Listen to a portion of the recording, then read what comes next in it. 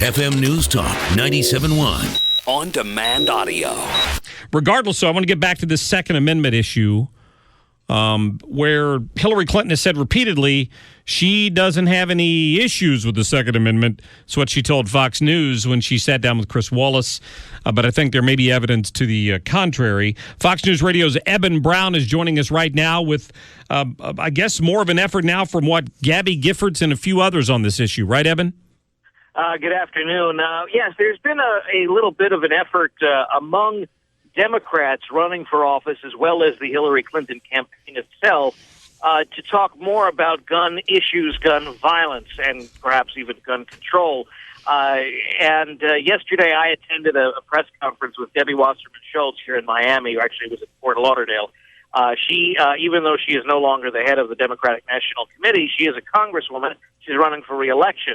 And for the first time, really, she has a primary challenger, a man by the name of Tim Canova, who's a law professor from Nova Southeastern University, which is in the Fort Lauderdale area. And he has gotten a lot of support, both figuratively and monetarily, from Bernie Sanders and his team. In fact, he's been able to raise hundreds of thousands, if not over $1 million, with the help of these small dollar donors that Bernie Sanders had really put together for his own campaign.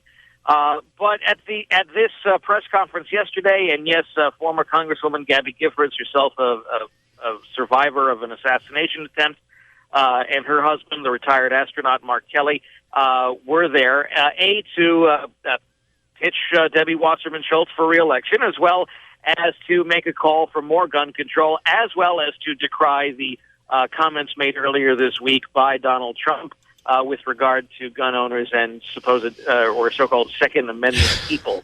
Debbie Wasserman-Schultz said that there could be no doubt that what Donald Trump meant was that gun owners should get violent if they don't get their way. But asked afterwards by myself if she would be open to the idea that since gun owners happen to be politically passionate, that perhaps they would take what Donald Trump said a little differently, and she said, no, even an elementary school kid would know what Donald Trump meant. And so while this was supposed to be about gun violence and perhaps gun control ideas and a re-election stump for Debbie Wasserman-Schultz, mostly turned out to be a chance to discuss or decry things that Donald Trump had said. Yeah, she's sort of been under the radar since the Democratic National Convention, but with that tight race, she's got no choice but to pop her head up now, right? It's certainly the tightest race she has faced in a long time. She's never had a primary challenger. Certainly not has had a challenger with a backing of another candidate who has shown he's a major player in political fundraising, being Bernie Sanders. Normally, she might have a Republican challenger in the general election, but it's a highly Democratic district, so often that Republican challenger does not do well. But she has pretty much ignored Mr. Canova this entire time, and now she has finally agreed to debate him after he's been asking for a long time. They will debate on their first debate on a Sunday morning local television talk show that will last, I believe, an hour.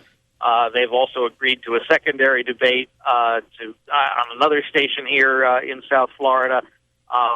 But the primary is August 30th, but in Florida we have early voting, and that starts August 20th. So they really are up against the clock. She has totally ignored Mr. Canova until, well, really right about a couple days ago. Yeah, and one has to wonder if this means she really does face, she does think she's facing a real challenge to her position. Eben Brown from Fox News Radio. Have a great weekend.